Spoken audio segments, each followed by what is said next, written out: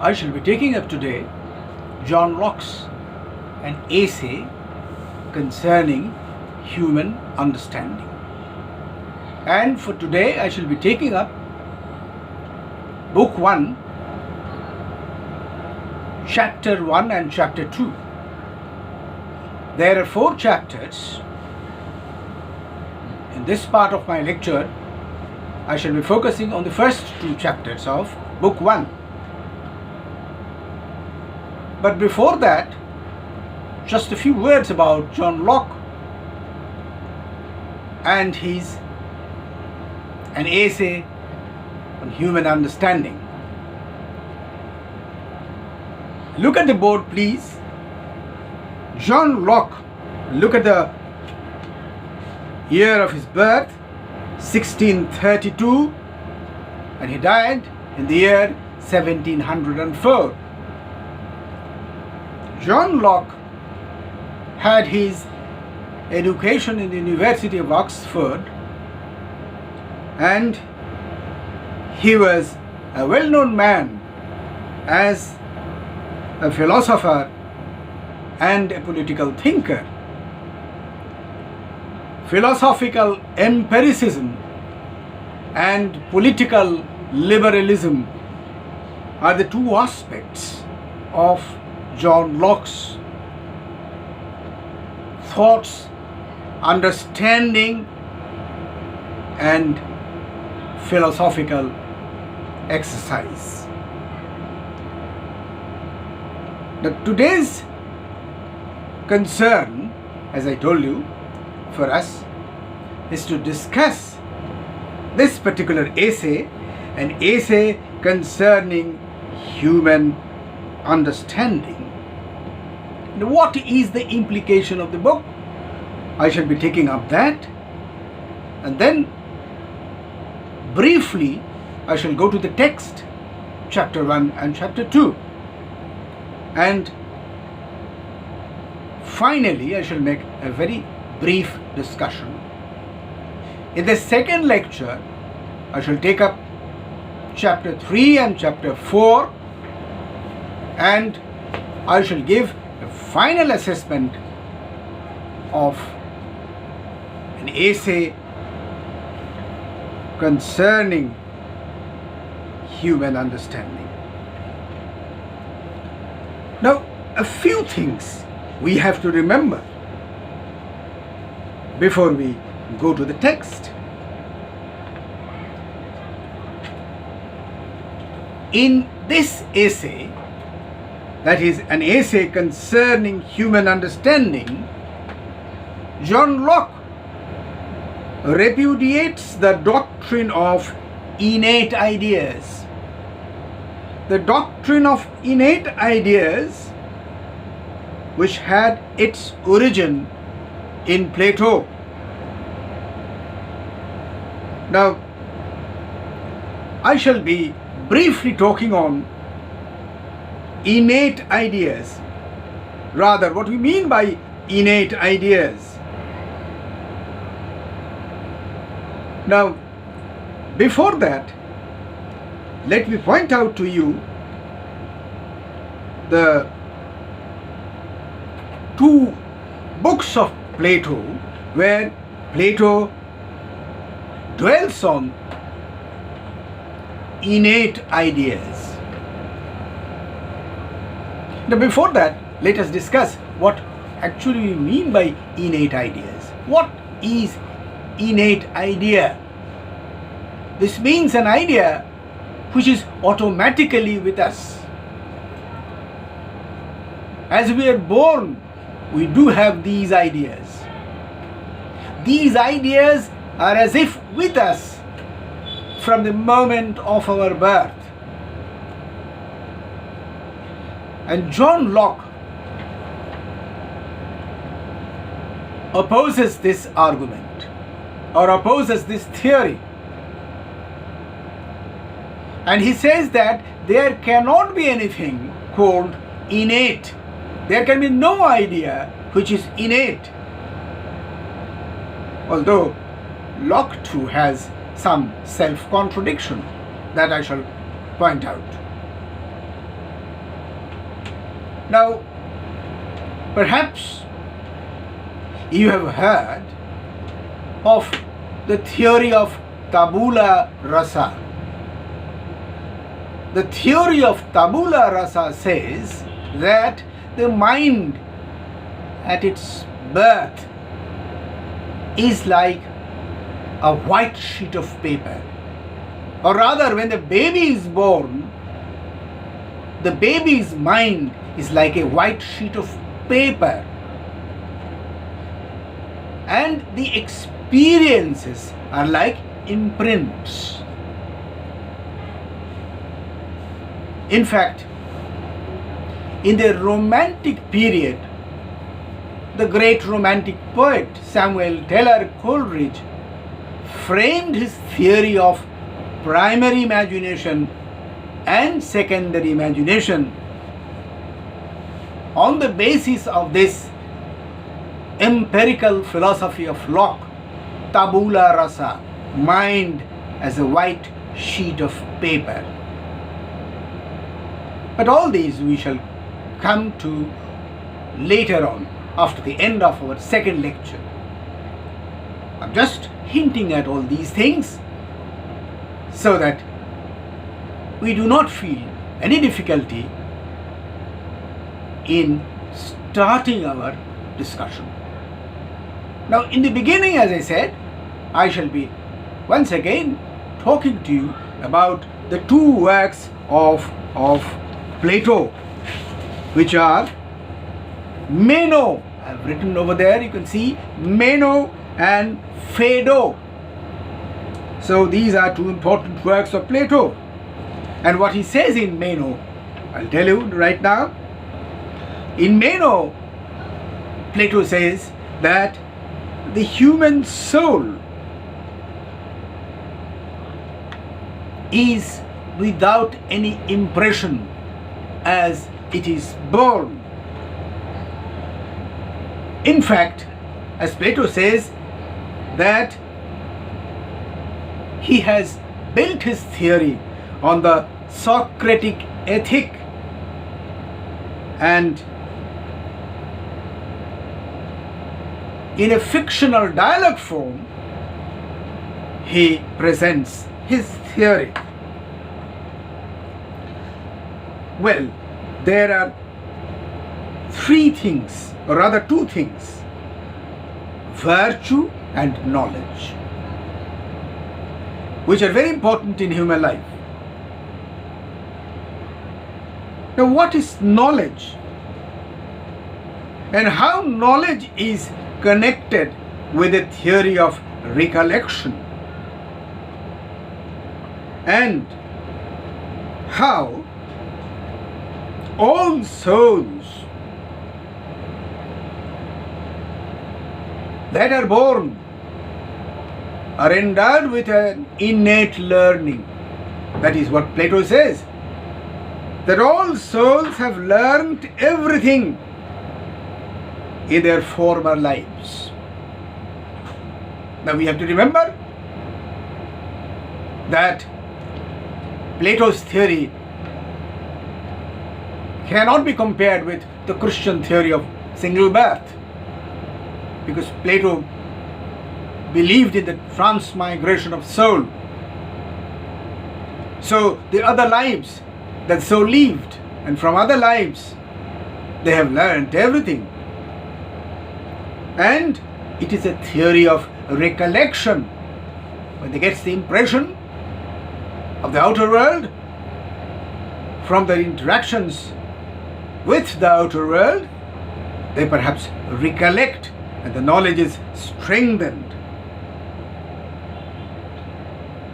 And this theory of the prior knowledge of the soul is perhaps the origin of innate knowledge.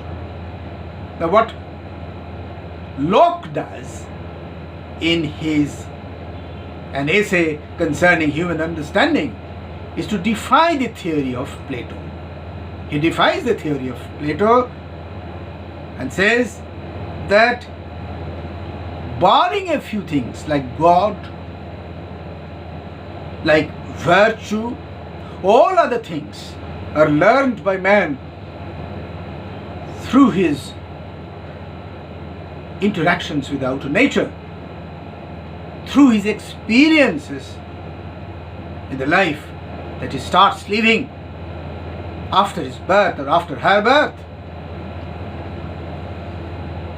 Now, the essay is about Locke's theory, which, once again I repeat, contradicts the theory of innate knowledge.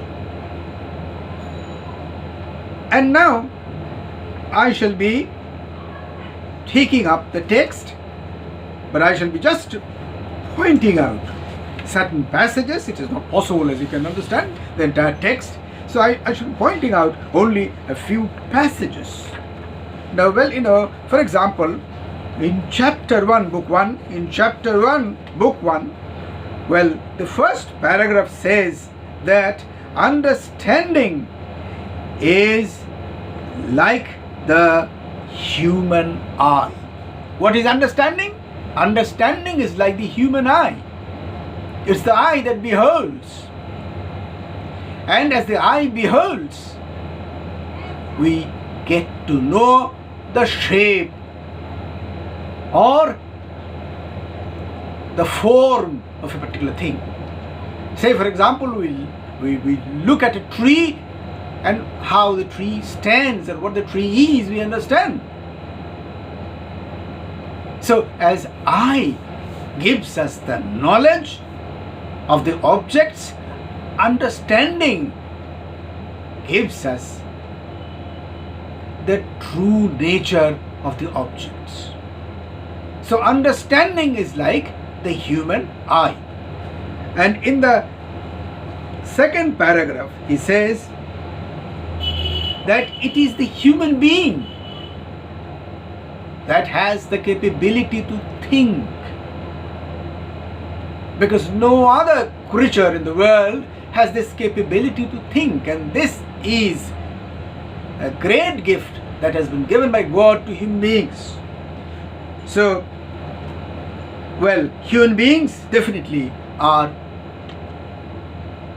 far above the other creatures. And then, well, he takes up two things in the third paragraph: opinion and knowledge. So we see a thing or we hear a thing and we form some knowledge. We hear a sound and we form a knowledge. We see a thing, we know the shape, and we form some idea about the thing.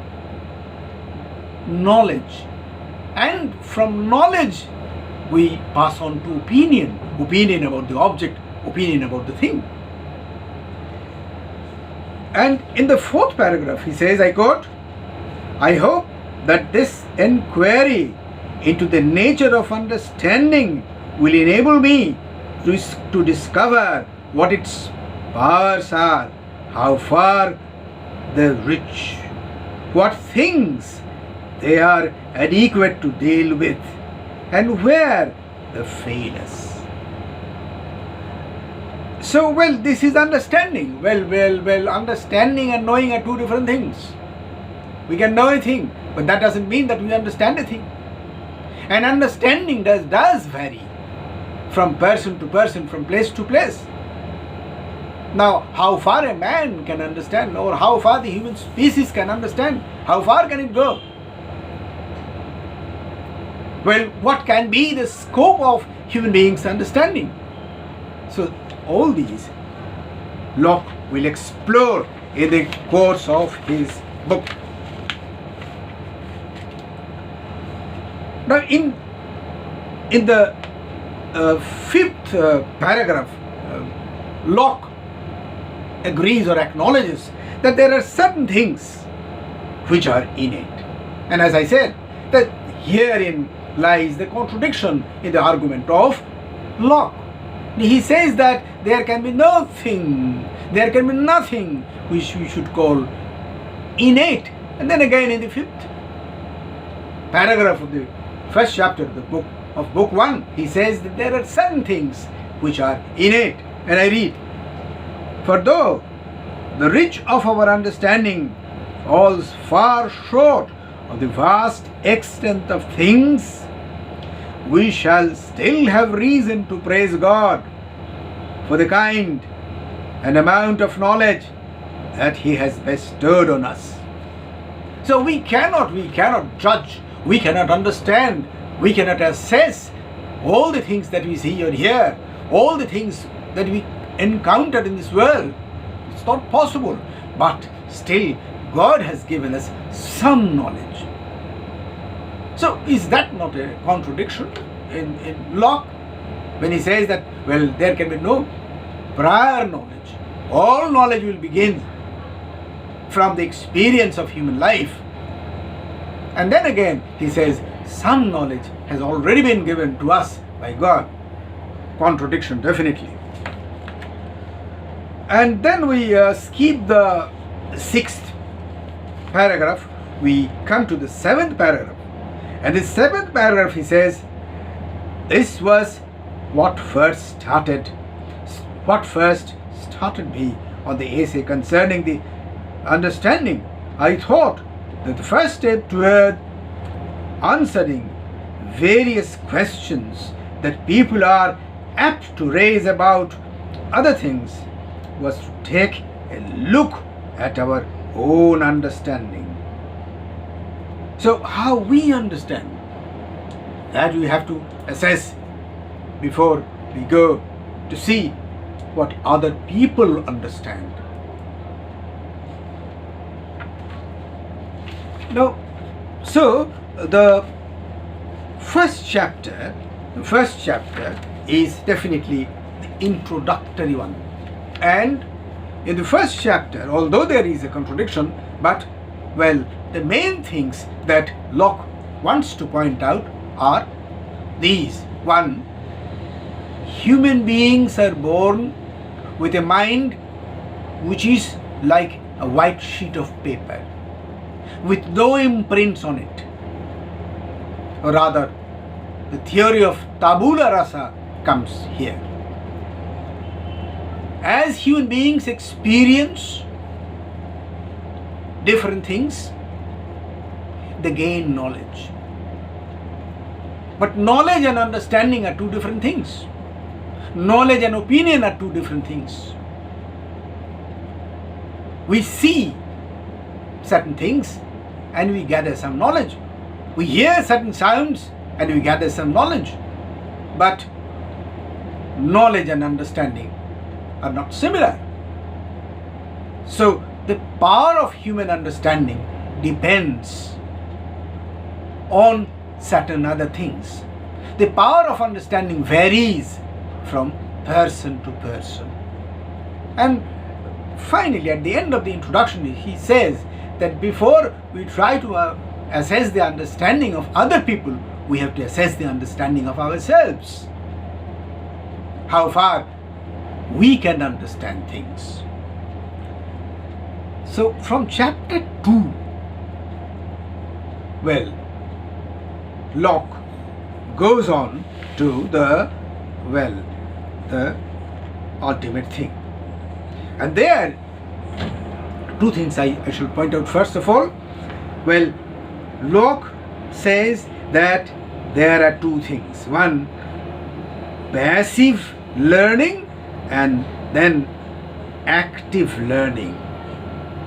Now, what is passive learning? Passive learning means belief.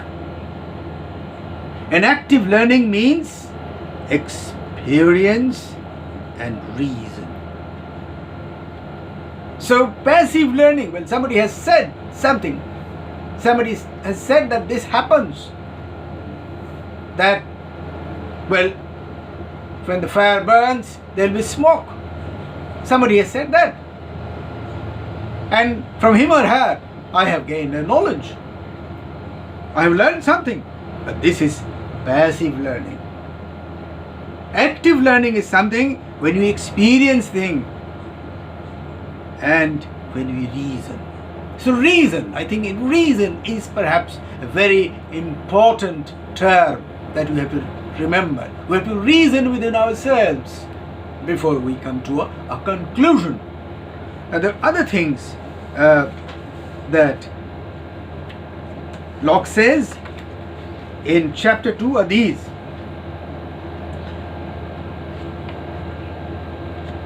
Number 1, the mind has no innate or speculative principle. Number 2, there aren't any principles in which all mankind gave universal assent. Very important. Nothing is there where every human being agrees. So, had there been innate knowledge, then there would have been agreement on the part of all human beings. But that is not a thing. That doesn't happen. And then, this is very important, children and idiots have no thought, not an inkling of these principles. That fact alone is enough to destroy the universal assent that any truth that was genuinely innate would have to have. So, only fools and children, they can't reason, and therefore they do not have the power of thinking. But one who has the power of thinking will reason and will see the validity of a truth, because no truth can be an innate truth.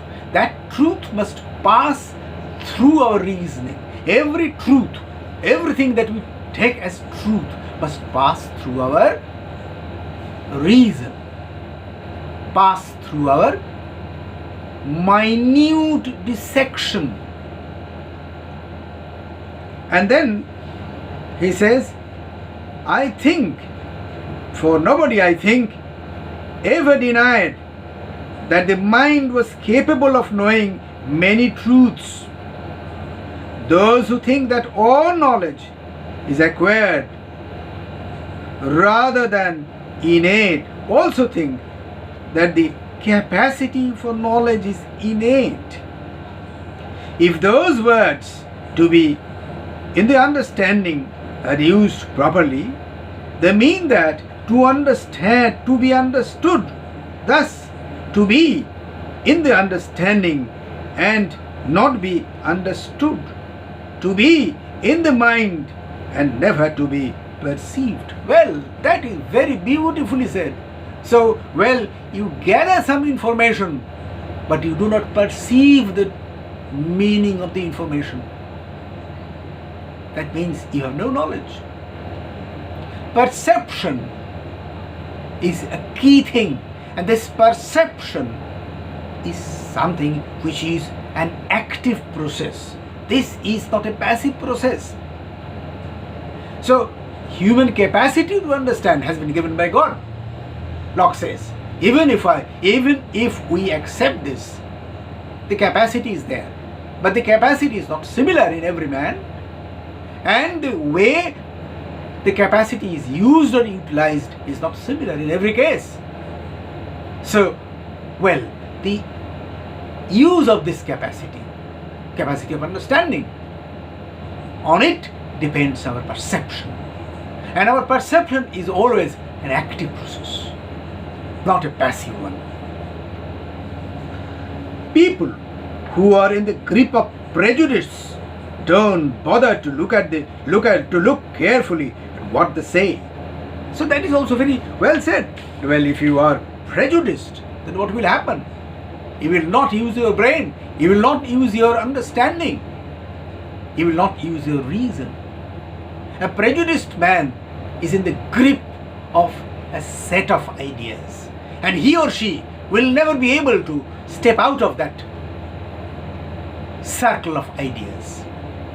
So a reasonable man will only reason and look at the pros and cons of the thing and raise questions and then perhaps conclude.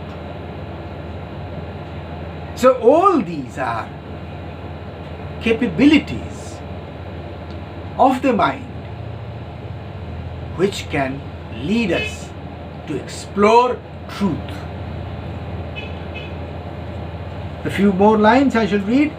We observe ever so many instances of the use of reason in children long before they have any knowledge of the maxim that is impossible for the same thing to be and not for not to be.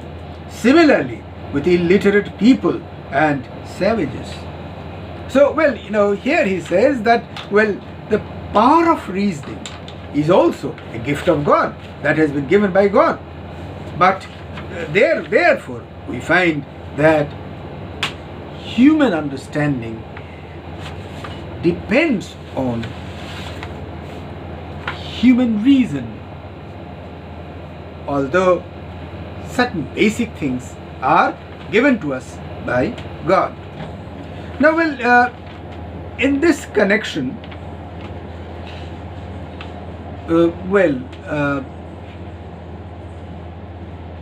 Locke has pointed out some other things in the other books. For example, in book 3, he has talked of the role of knowledge, a low role of language, although that is not within the purview of book 1, but we shall definitely refer to it. So, what is language? Very important, language. How can language change the shape of knowledge? Because, all our knowledge, depends either on a visual or a sound. Whether it is a sound or a visual, it is a sign. Now, we have seen a mango, and the image of the mango is in our mind, and we call it mango. In English language we call it mango, but in some other language it has other names. So, English knowing people, when they hear the name mango, they can form the shape of the fruit in their mind. So, language, if there is a twist at any place, then perhaps the entire thing will be ruined. So, language is very important, as he says in book 3. Now, in book 1, in the first 2 chapters, we find that there are 2 things. One is belief, 3 things. One is belief, knowledge, perception. Belief is something which is passive. Knowledge is something which we gain through our interaction with the outer world. And perception means an understanding of the knowledge. And this understanding of the knowledge depends on our reason, our power of reason. So, this much today. In my next lecture, I shall read, or rather discuss, the other 2 books, and then I shall give you a final assessment. Thank you very much.